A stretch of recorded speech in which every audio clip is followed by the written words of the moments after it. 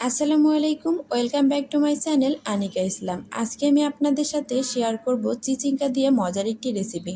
প্রথমে আমি চিচিঙ্গাগুলোকে একটু চাকুর সাহায্যে উপরের যে ছালটা সেটা আমি ছিলে নিলাম। এরপরে চিচিঙ্গাগুলোকে ধুয়ে মাঝখানের বিচিগুলোকে ছাড়িয়ে নিলাম। এখন আমি চাকুর সাহায্যে একটু বাঁকা বাঁকা করে কেটে নিলাম। আপনারা আমার ভিডিওটা ভালোভাবে লক্ষ্য করলেই বুঝতে পারবেন। এখন আমি চিচিঙ্গাগুলো এখানে নিয়ে নিলাম আর দিয়ে দিলাম মরিচের গুঁড়া, হলুদের গুঁড়া, ভাজা জিরার গুঁড়া, ধনিয়ার গুঁড়া, লবণ।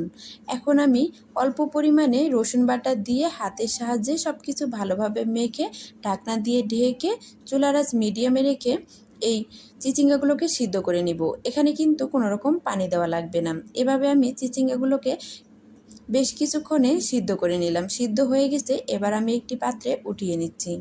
এখন আমি কড়াইয়ের মধ্যে পরিমাণ মতো তেল দিয়ে দিলাম পেঁয়াজ কুচি আর দিয়ে দিলাম কাঁচামরিচ ফালি। এখন আমি এগুলোকে কিছুক্ষণ ভেজে দিয়ে দিলাম কিছু কালি জিরা। এখন সব কিছু ভালো করে ভেজে নিয়ে দিয়ে দিলাম একটি ডিম। ডিমটাকে আমি ভেঙে নিলাম। এরপরে আগে থেকে সিদ্ধ করে রাখা চিচিঙ্গাগুলোকে দিয়ে ভালোভাবে নেড়ে চেড়ে নিলাম আর উপর থেকে কিছু দিয়ে দিলাম ভাজা জিরার গুঁড়া, সবশেষে দিলাম ধনিয়া পাতা কুচি। এই তো তৈরি হয়ে গেল মজাদার চিচিঙ্গা ভাজা।